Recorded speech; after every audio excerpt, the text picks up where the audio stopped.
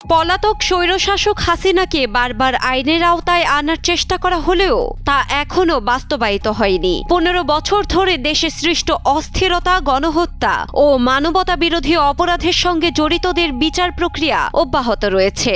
সম্প্রতি আন্তর্জাতিক অপরাধ ট্রাইব্যুনালে হাসিনা ও তার সহযোগীদের বিরুদ্ধে সাক্ষ্য প্রদানের আগে অ্যাটর্নি জেনারেল মোহাম্মদ আসাদুজ্জামান বিস্ফোরক মন্তব্য করেন, যা আলোচনার জন্ম দিয়েছে। অ্যাটর্নি জেনারেল মোহাম্মদ আসাদুজ্জামান বলেন, পৃথিবীর সব স্বৈরশাসকদের যদি কোনো সমিতি করা হয়, শেখ হাসিনা হবেন তার সভাপতি। মিথ্যার উপর পিএইচডি করতে হলে শেখ হাসিনার কাছেই শিখতে হবে। দেশের স্বার্থে, ভবিষ্যৎ প্রজন্মের স্বার্থে স্বৈরাচার ও তার সহযোগীদের সর্বোচ্চ শাস্তি আমরা চাই। বক্তব্যে অ্যাটর্নি জেনারেল পৃথিবীর কোন স্বৈরাচারের কি পরিণতি হয়েছে তা আদালতের সামনে তুলে ধরে বলেন, আমরা ন্যায় বিচার চাই, দেশের মানুষের উপর চালানো নিপীড়নের বিচার চাই। ন্যায় বিচারের মধ্য দিয়েই আমরা সর্বোচ্চ শাস্তি চাই। শুধু রাষ্ট্রপক্ষ নয়, সকলে ন্যায় বিচার পাবে। বিগত সরকারের আমলে গুণ খুমের পলিটিক্যাল কালচার সৃষ্টি হয়েছিল।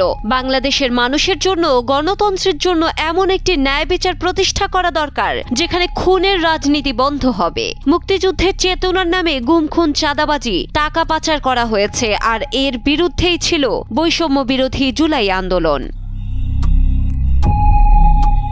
স্বৈরশাসক পতনের 1 বছর হতে চলল।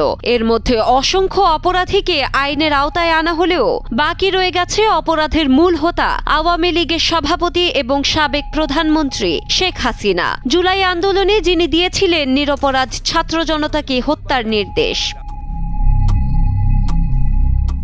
তবে এবার হয়তো স্বৈরশাসকের শাস্তির আশার আলো দেখা যাবে, কেননা প্রধান প্রসিকিউটর তাজুল ইসলাম বলেছেন, এই বিচার অতীতের হিসাব চুকানোর চেষ্টা নয়, এটি ন্যায় বিচার প্রতিষ্ঠার দৃপ্ত পদক্ষেপ। যতই ক্ষমতাধর হোক, কেউ আইনের ঊর্ধ্বে নয়। আসামির অনুপস্থিতি ন্যায় বিচার প্রতিষ্ঠায় বাধা হবে না। আসামি ইচ্ছাকৃত পলায়ন এবং বিদেশি রাষ্ট্রের নির্লিপ্ততা ন্যায় বিচার নিশ্চিতে বাধা হবে না।